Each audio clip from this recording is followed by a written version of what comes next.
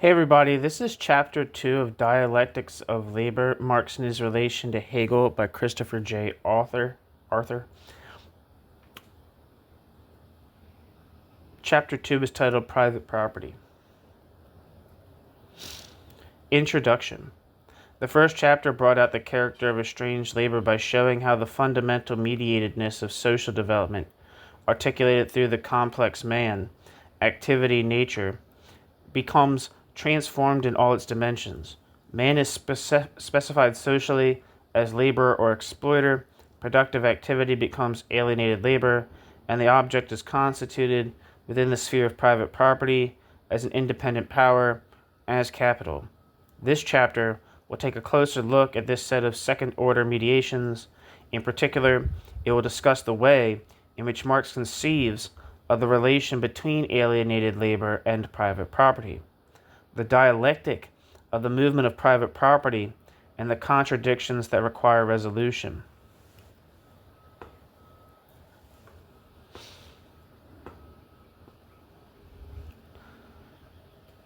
New section.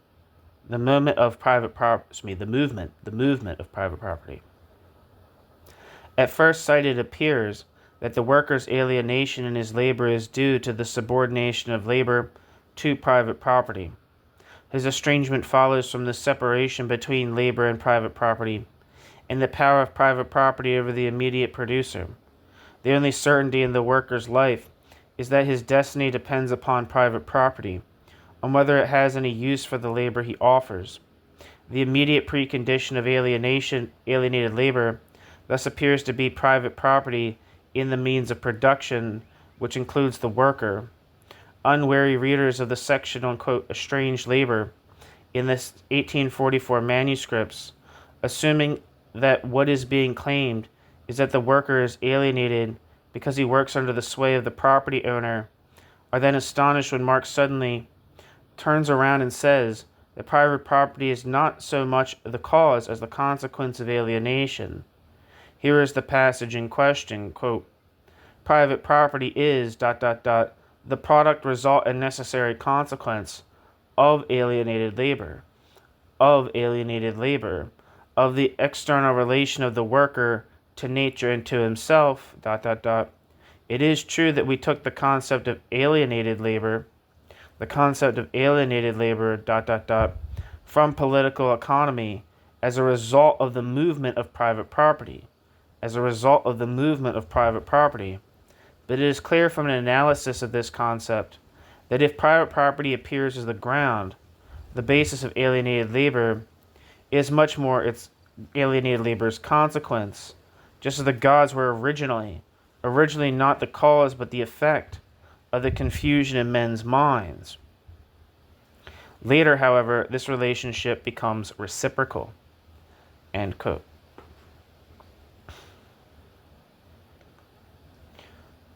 Marx. It is of the first importance to understand what Marx is saying here, and that the significance of his view of private property as the product of alienated labor. A clue to the direction of his thought is given a few lines later when he comments, quote, in speaking of private property, one imagines that one is dealing with something external to man. In speaking of labor, one is immediately dealing with man himself, end quote.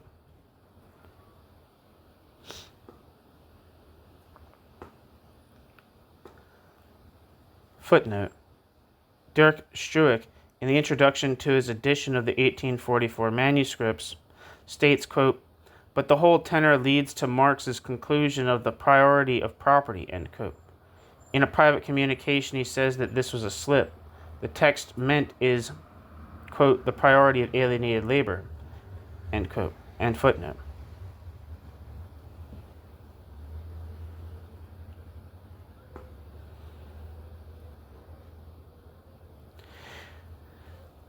This reminds us that private property is a social institution.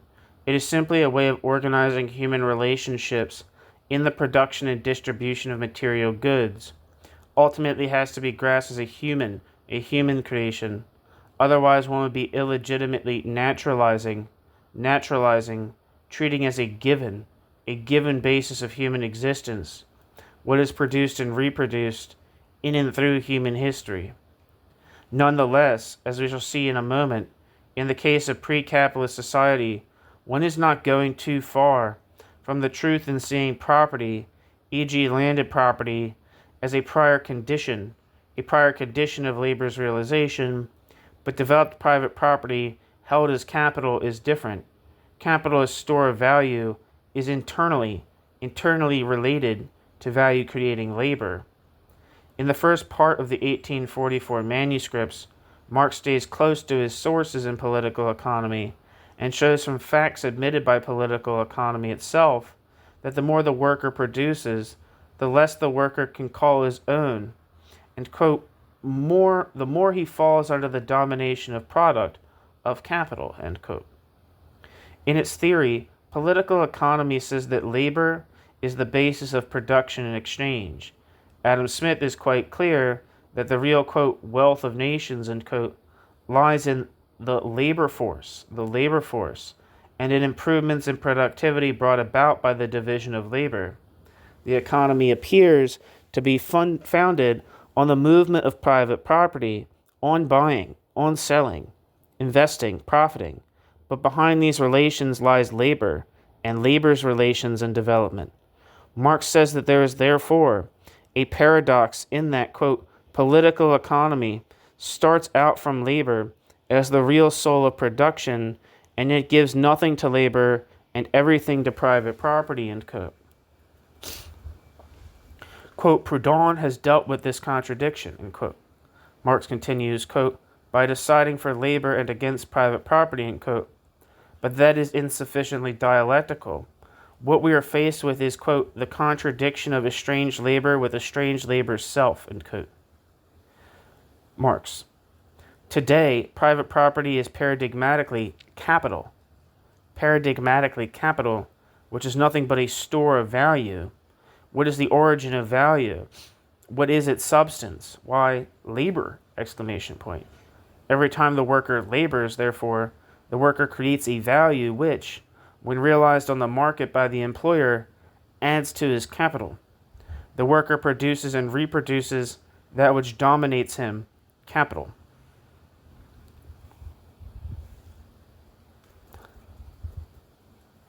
The relation of cause and consequence is grasped here from the point of view of the self-reproduction process of the totality rather than an external conjunction and of antecedent and consequent. Abstract alienated labor and capital stand in an internal relation which structures the whole of capitalist society in such a way that its reproduction depends on the constant reflection of these moments into each other. For, quote, moment, see appendix. To prioritize labor is not to overlook the power of capital, but capital's effectivity as the proximate moment in the worker's estrangement does not prevent Marx from grasping it as the mediating moment in labor's self-alienation, established by labor itself as its own otherness. In grasping this dialectical relation of reflection and otherness, we are dealing not with the constant conjunction of otherwise unrelated elements, but with a power relation in which, although one can follow the movement of private property as its current principal aspect, the ultimately overriding moment must be labor, which alienates itself in the capital to which it is subordinated. Marx says, quote, the laborer produces capital and capital produces the laborer, which means that he produces himself, man is laborer, as a commodity, is the product of this entire cycle, end quote.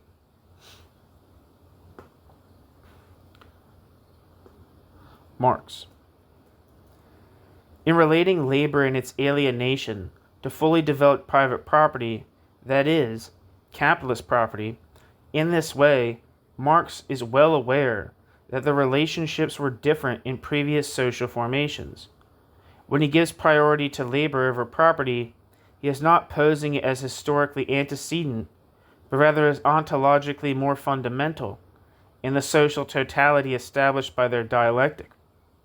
However, this dialectical relationship between labor and private property is itself a historically developed result. Hence, it had not merely to be discovered, but to be created. If one looks as Marx does in the first if one looks as Marx does in the first manuscript at previous capitalist formations, there is no internal economic dialectic between labor and property, as there is between labor as the substance of value and capital as stored up labor, as Marx defines it, following Adam Smith.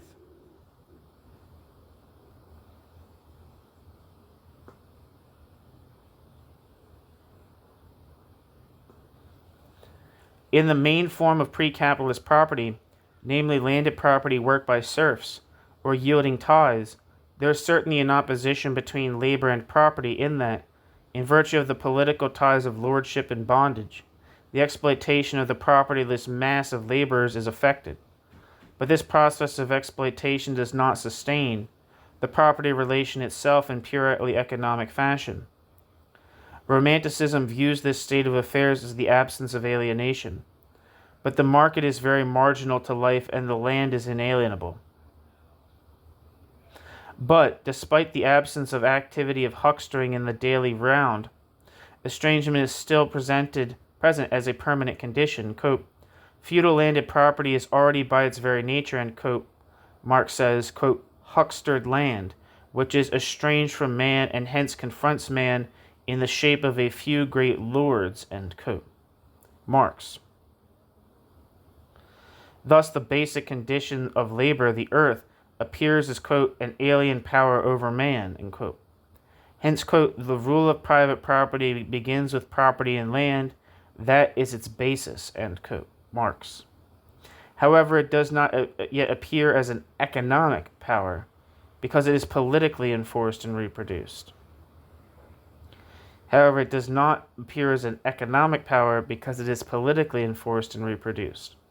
From an economic point of view, feudal property is an externally enforced condition determining one's place in production and the possibility of gaining wealth.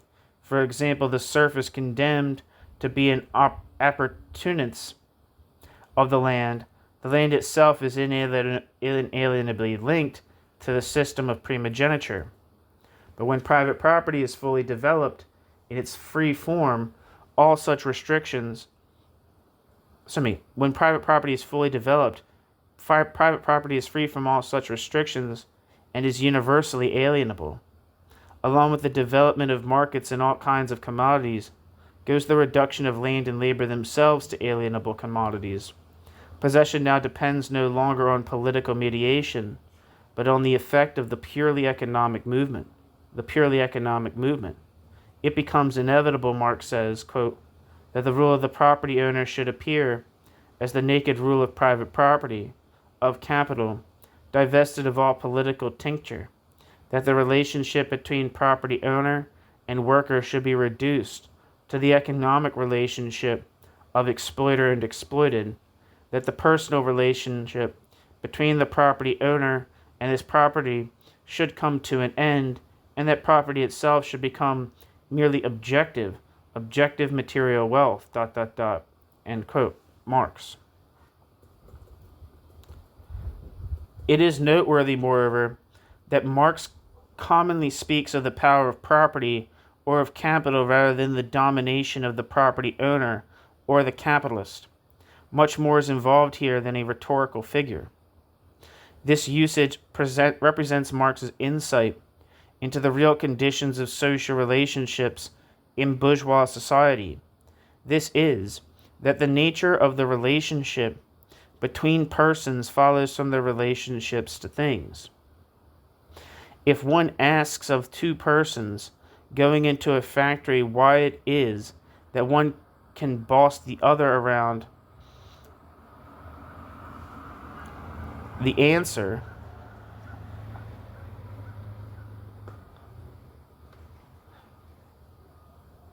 cannot be given in terms of the personal qualities of individuals concerned, but only in terms of their differing relation to capital. The one who owns or acts on behalf of capital is thereby the master of the other. Marx says, quote, capital is the power to command labor and its products, The capitalist possesses this power not on account of his personal or human properties, but insofar as he is the owner of capital. His power is the purchasing power of his capital, which nothing can withstand. End quote. Marx.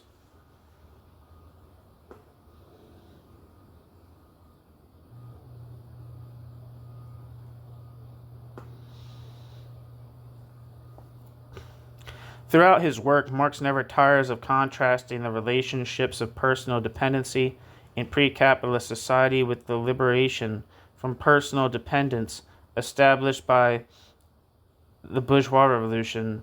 But then there comes the common dependence on impersonal relations. Through the mediation of money and capital, new social dependencies arise. In feudalism, there is the appearance of a meaningful unity between the individual and the means of production, in that land is individuated with its lord and its serfs. Just this particular estate is his, and they belong to it. Hence the proverb, quote, no land without its lord, end quote. Developed private property, by contrast, has an abstractly universal form, value. One can put one's wealth, quote, into anything, factories, land, works of art, without ceasing to be, quote, worth, end quote, so much. Money dissolves all feudal fixity, and we find the modern saying, quote, money has no master, end quote, expressing the absolute contingency of the relationship between property and personality. In the Communist Manifesto, Marx and Engels, following Carlyle, will declare that there remains, quote, no other nexus between man and man than naked self-interest, than callous, quote, cash payment, end quote. End quote. Marx and Engels. We no longer bow the knee to princes, but now, says Marx, quote, an impersonal power rules over everything, end quote.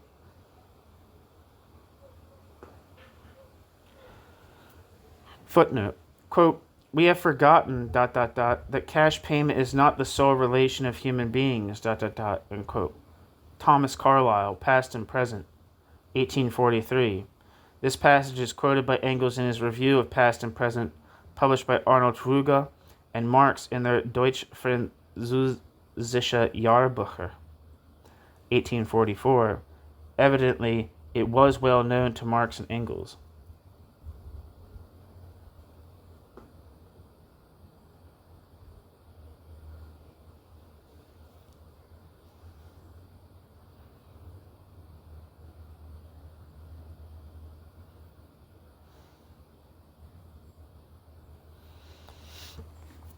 What Marx traces in his treatment of pre-capitalist forms is a movement from a situation where property is a politically enforced condition of labor. For example, one just finds that one is obliged to work exploitation. What Marx traces in his treatment of pre-capitalist forms is a movement from a situation where property is a politically enforced condition of labor. For example, one just finds that one is obliged to work as a serf for the property, to that in which property rests on the exploitation of the, quote, free labor in the capital relation. There is a shift from a state of estrangement between labor and labor's conditions of actualization, appearing over against it as another's property, to the constitution of a process of alienation, sustaining the system of estrangement of labor from labor's object in itself.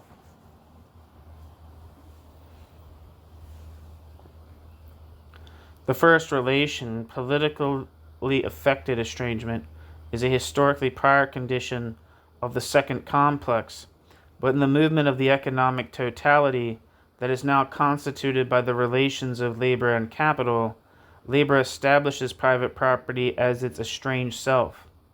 Marx says, quote, it is only at the culminating point of the development of private property that this, its secret, reemerges, namely that on the one hand, it is the product of alienated labor, and on the other, it is the means the means through which labor alienates itself, the realization of this alienation. The realization of this alienation, end quote. Marx.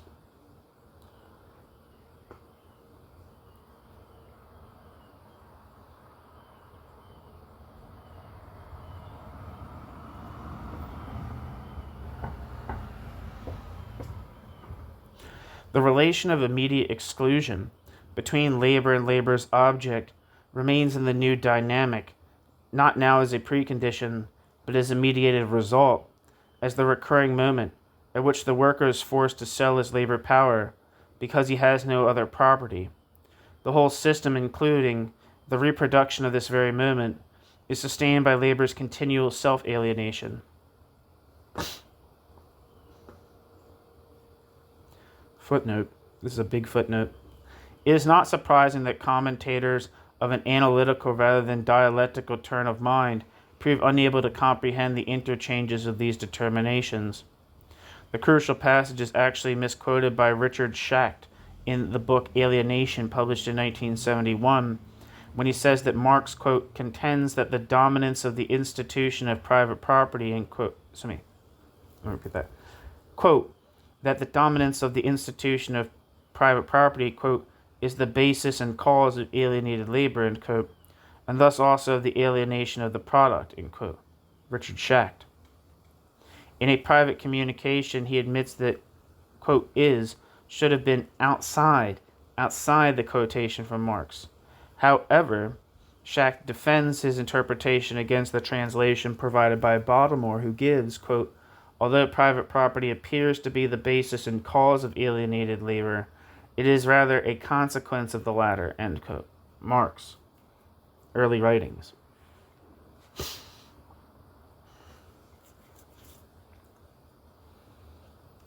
The German is, quote, wenn das Privateigentums als Grund, als Ursache der interessierten Arbeit erscheint, es vielmehr eine Konsequenz derselben ist. End quote. Schacht suggests an accurate reading is, quote, if private property appears as the ground, the basis of alienated labor, it is much more a consequence, ... end quote.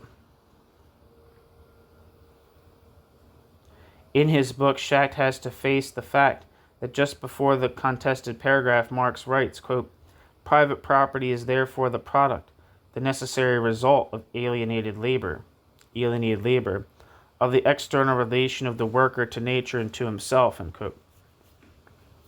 In a footnote, Schacht comments on this, quote, but here he is thinking of the accumulation of possessions and capital, rather than of the institution of private property, end quote.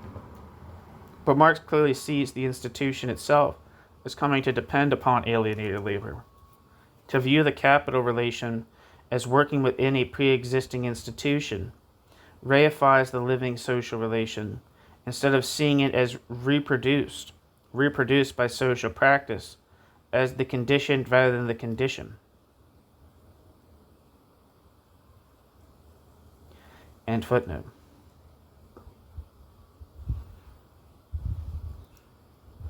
Private property, originally other than labor, becomes in practice labor's own other. Private property as alienated labor. Private property is unmasked as itself a structure of alienation rather than the apparently external cause of estrangement. Let's now summarize the position we have reached, in so doing perhaps elaborating it rather more sharply than it is explicitly articulated in the text. It is necessary first to recognize the fact that we have now seen two senses in which private property is less fundamental than productive activity. In the first place, the general level of discussion of these issues has led us to emphasize the importance of conceptualizing the system of private property as a historically specific form of organizing the material life of society. In principle, it is possible to envisage material production going on without it, and it is possible to discuss the work process and abstraction from it, as Marx does in the first section of the chapter on, quote, the labor process, unquote, in Capital. The question of the origins of the alienating second-order mediations is something Marx does not attempt to tackle in the 1844 manuscripts.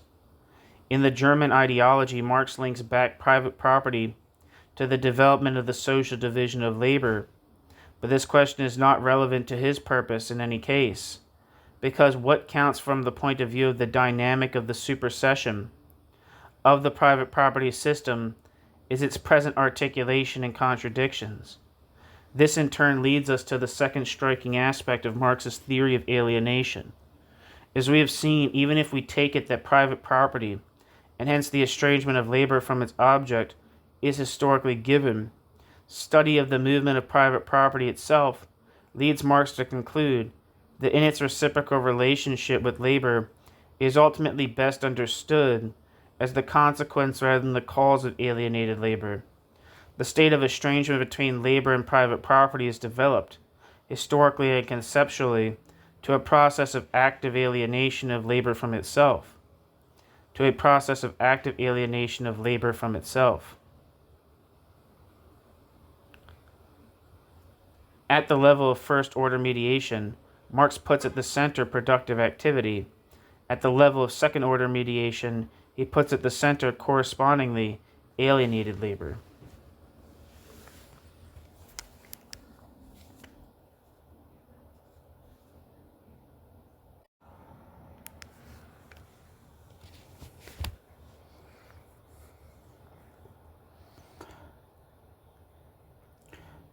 New section, the contradictions of private property. In the 1844 manuscripts, quote, labor is understood fairly broadly as activity enforced on the immediate producers by external restraints, such as the social division of labor and the rule of private property. It is understood also more narrowly when related to capital, quote, stored up labor, end quote, as, quote, the subjective essence of private property. The subjective essence of private property, end quote. Important consequences follow from such a conceptualization. The point is developed best in the second manuscript, which is passed over in silence by most commentators, but which is crucial to Marx's whole argument, and in a couple of closely related comments on it from the beginning of the third manuscript.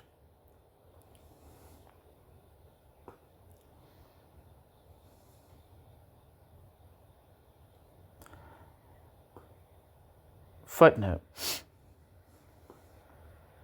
All we have of the second manuscript is pages 40 to 43.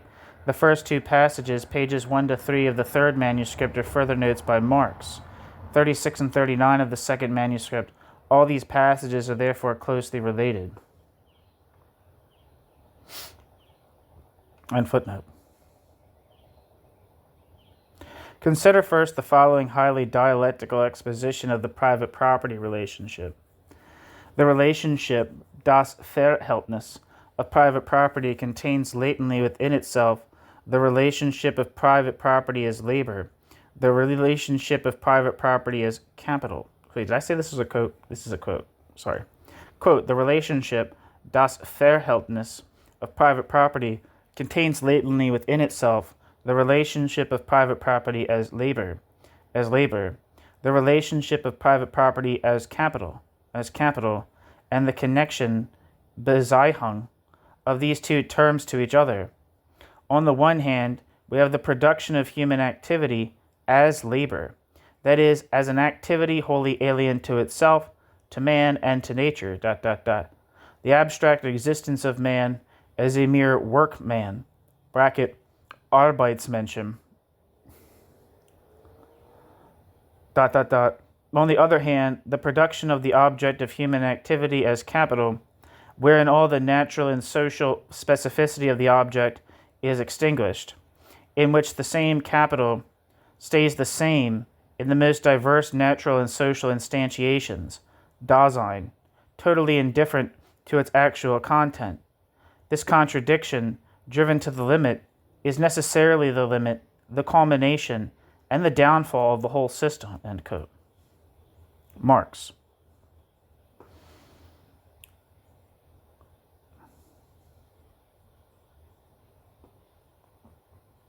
In considering this passage, we need first to attend to the term, quote, Verhältnis, unquote, relationship. Bertel Ohlmann, in his book Alienation, has already drawn our attention to the central role of this term in Marx's work. He claims that within such a relationship, each, quote, factor internalizes the relationship itself, such that if the latter alters, quote, the factor itself alters, it becomes something else, end quote. On this view, Ullmann continues, interaction is, more properly speaking, quote, inner action, because the factors form an organic whole.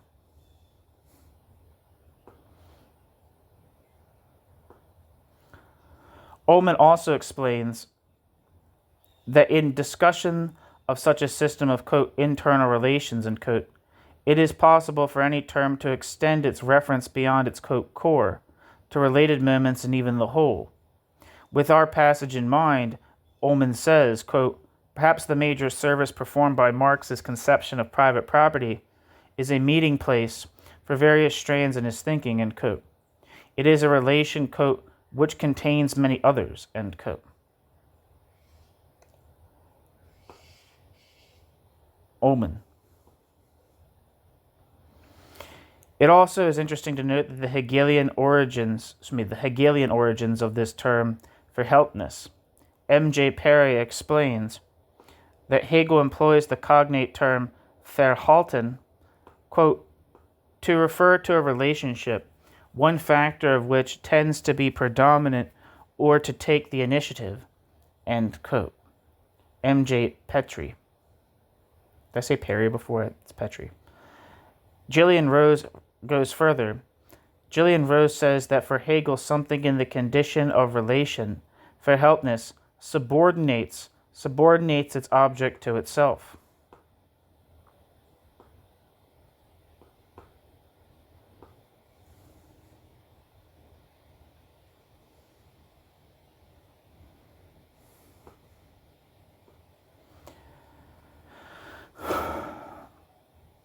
Of course, we cannot be sure that Marx used this common term in the same way as Hegel. Nonetheless, that when Marx speaks of, quote, das Verhältnis des Privateigentum's, the private property relation, Marx may well have in mind the sort of relationship in which each side develops itself only through the subordination of its, quote, other, which always remains in some sense a, quote, barrier it must set itself to incorporate. Let us see how Marx explains, in the passage above, the transformation of productive activity brought about through, quote, the relationship of private property, unquote. At the level of first-order mediation, we are concerned with, quote, human activity, unquote, and its, quote, object, but these are now related within the second-order mediations. Summarizes the private property system such that the first is constituted, quote, as labor, end quote, an activity, quote, wholly alien to itself, end quote, while the second is now held, quote, as capital, end quote, over against the laborer. Their participation in the relationship of private property changes the nature, both of activity and activity's object. Furthermore, they now stand in a relationship of mutual opposition, but this opposition is itself a relationship in which each defines itself through exclusion from its other. Marx goes on to explain that this contradiction emerges in all its purity only with the full development of the private property system. Earlier, historically specific distinctions existed, both in forms of property holding and in the sites of labor. Labor had, quote, not yet reached the stage of indifference to its content, end quote. But now it is merely a, quote, source of livelihood, end quote. And as such, the worker has no genuine identification with the work as it is determinate, a specific job.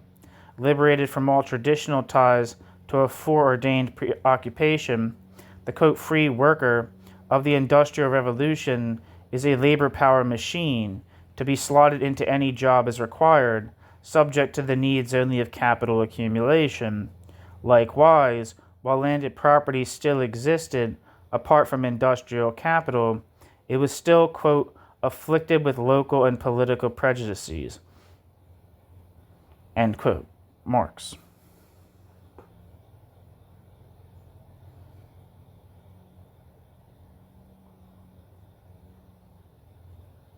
There's a couple of footnotes that I missed. See Gillian Rose, Hegel Contra Sociology, 1981. Hegel says that when the will is truly free, quote, it is released from every tie, verhelptnis, of dependence on anything else, end quote.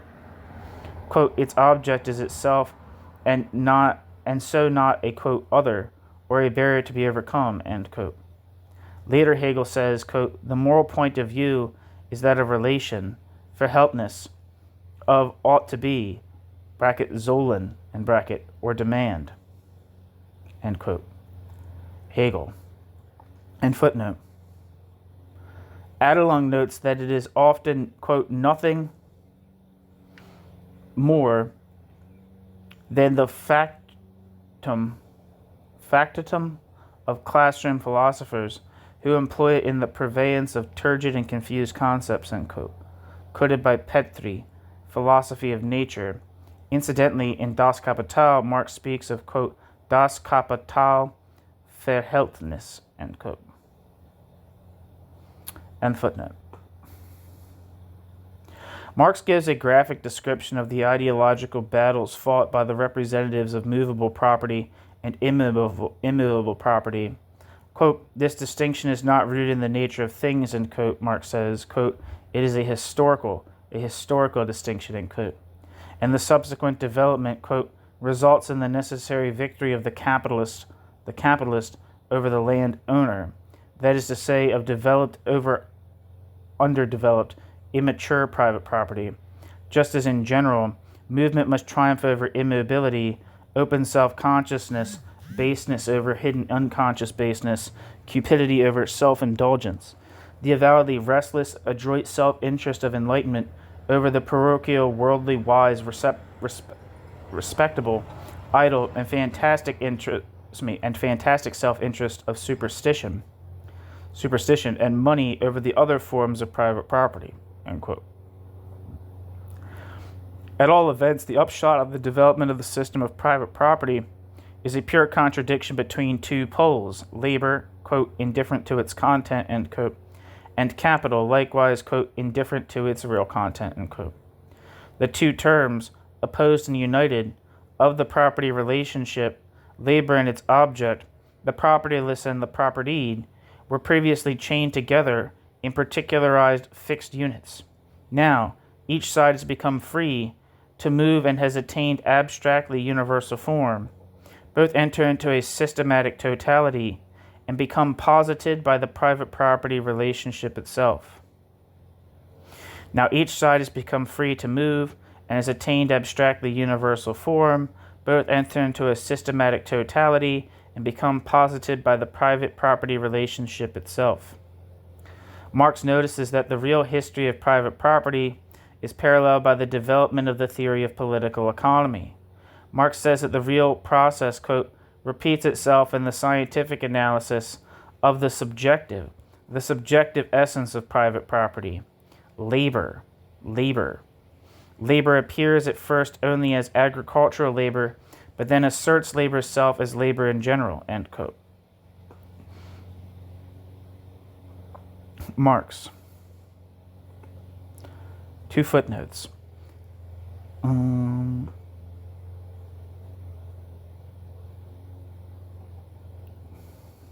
am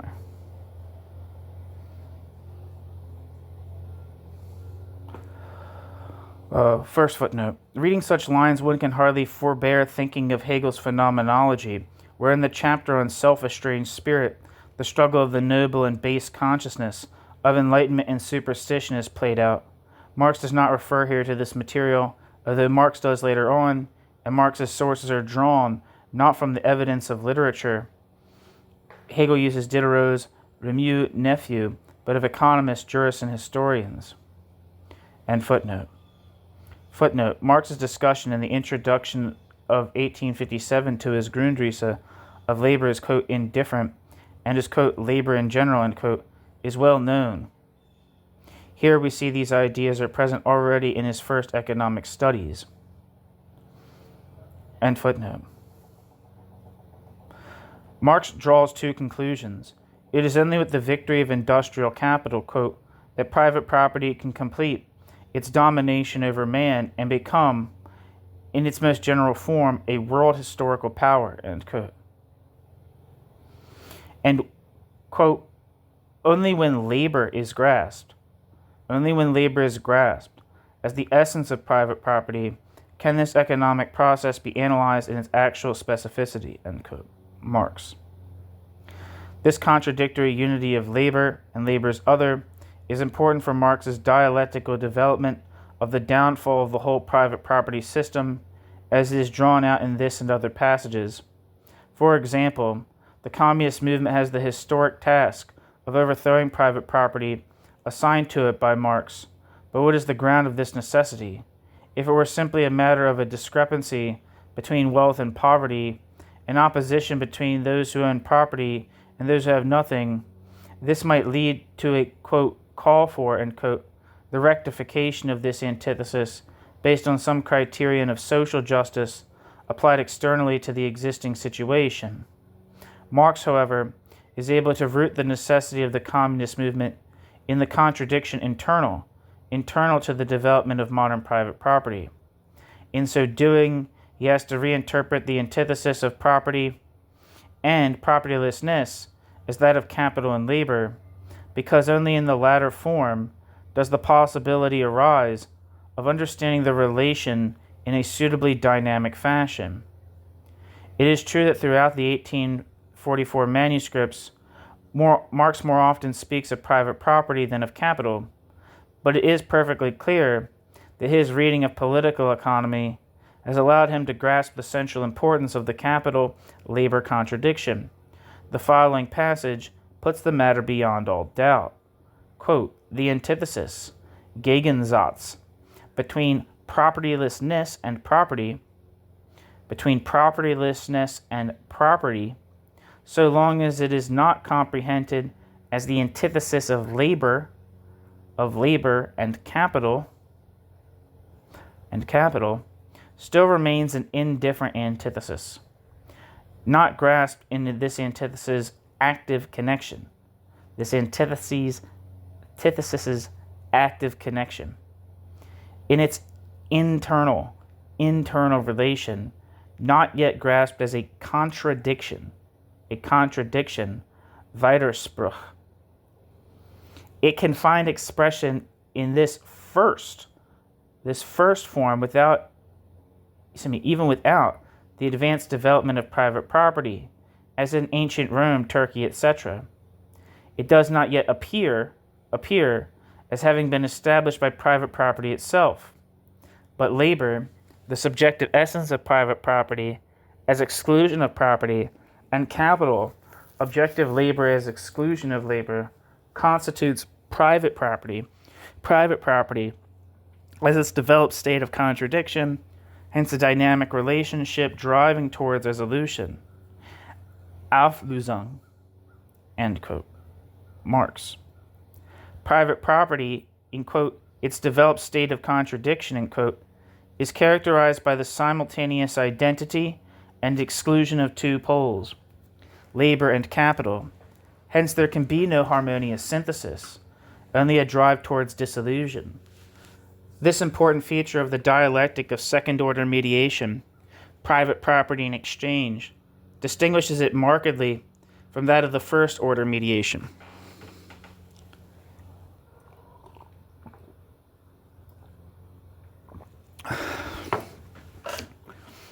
In working on the object of production, a reciprocal transformation occurs at the level of first-order mediation.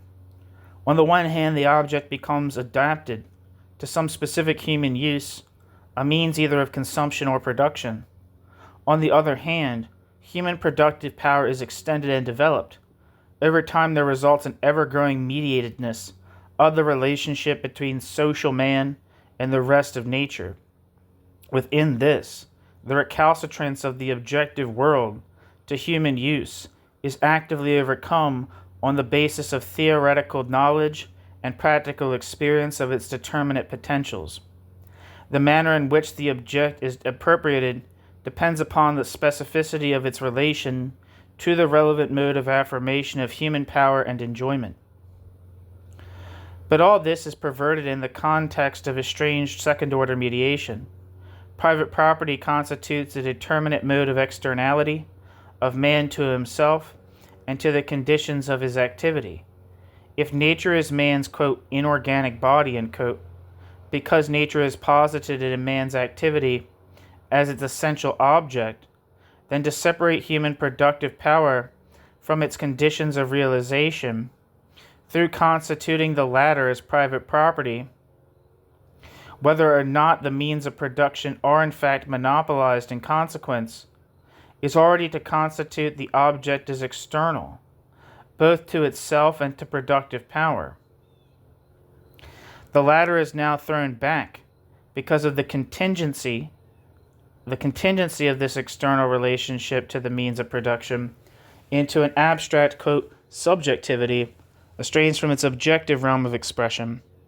If the potentially monopolizable means of production are then in fact monopolized by a particular class of non-producers, the subjective moment too has to become external to itself, since labor power can now actualize itself in objective activity only insofar as it is alienated through the wage contract, becoming a commodity like any other. The aspiring producer, thrown back into, quote, subjectivity, faces the purely objective conditions of his activity as absolutely recalcitrant to his appropriation because they are held as the private property of another. Hence, this estrangement of the factors of production from each other makes necessary the active alienation of his powers to the other if he is to work at all. The, quote, unity established through the wages system of the estranged moments is achieved through a, quote, second alienation, end quote, so to speak. This, quote, negation of the negation, end quote, makes possible the positive development of productive activity, not by abolishing the property determinations excluding labor power from its possession of the means of production, but by reestablishing this unity within the private property relation itself.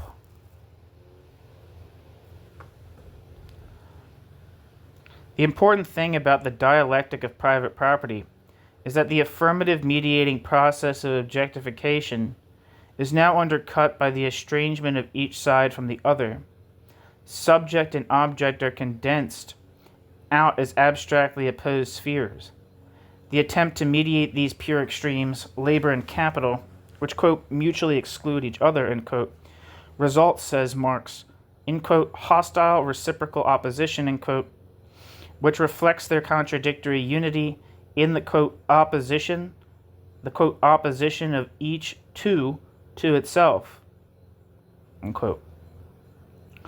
On the side of the capitalist, he cannot accumulate capital except through appropriating labor, yet the wages paid out represent a sacrifice of his capital. On the other side, the laborer cannot gain a livelihood except by treating his labor power as his, quote, capital, a resource to be alienated through commodity exchange to the owner of the means of production. What precisely is the reason for this? Each side is posited purely negatively against the other as everything which it is not. There is no mutually supportive interpenetration of opposites, as in the positive sense that the difference between the sexes has in the need of each for the other. There is mutual repulsion within the exploitative relationship of private property. The mediations that give room for this relation to develop itself, wages, profit, etc., establish the identity of each with its other only because each moment internalizes the contradictory unity itself. To use the language of Marx's Capital, the private property relation as capital appears in the distinction between constant capital and variable capital. The private property relation as labor appears in the oppression of living labor by dead labor.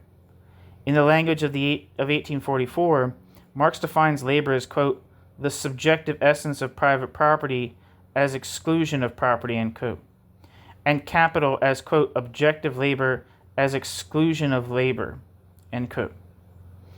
No matter how highly mediated the relations of private property become, at bottom labor and capital remain as untransformed extremes. Hence, Marx's prediction of the clash of mutual contradictions precipitating a collapse of the system. This takes Marx way beyond his sources in classical political economy, even that which reflects the full development of modern industry in prioritizing productive labor.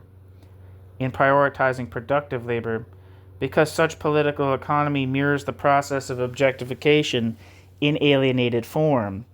When Smith traces wealth to labor, he traces the bourgeois form of wealth, to its origin in value-producing labor.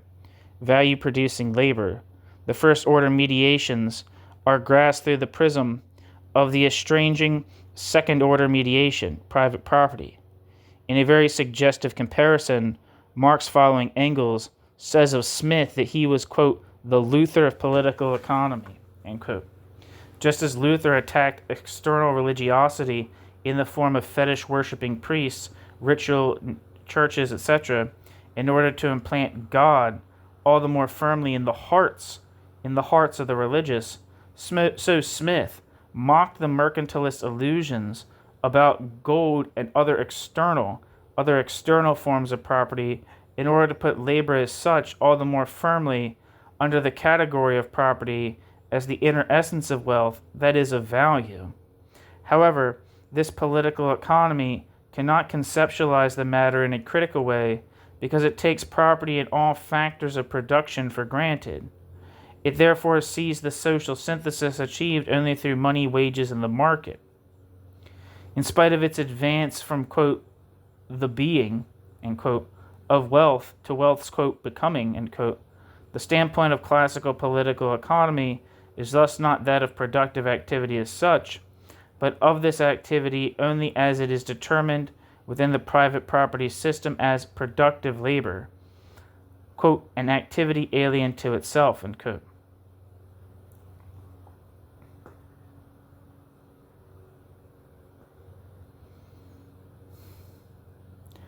On the one hand, political economy has the merit of turning the spotlight from the merely objective form of wealth to the human subject creating it. Thus Marx says that only, quote, the political economy which acknowledged labor as its principle, Adam Smith, and which therefore no longer looked upon private property as a mere condition external to man, has to be regarded, as a product, of the real movement of private property as product of modern industry, end quote.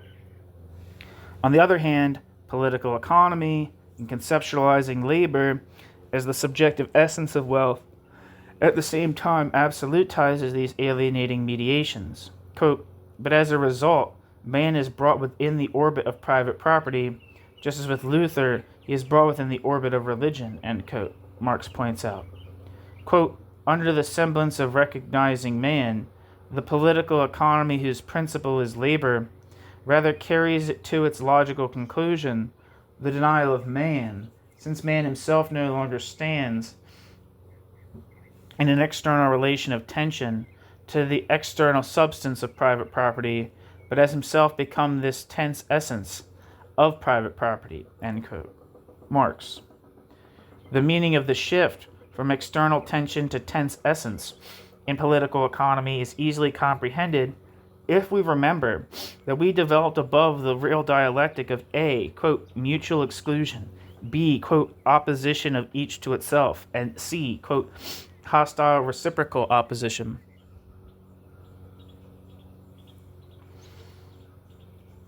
End quote.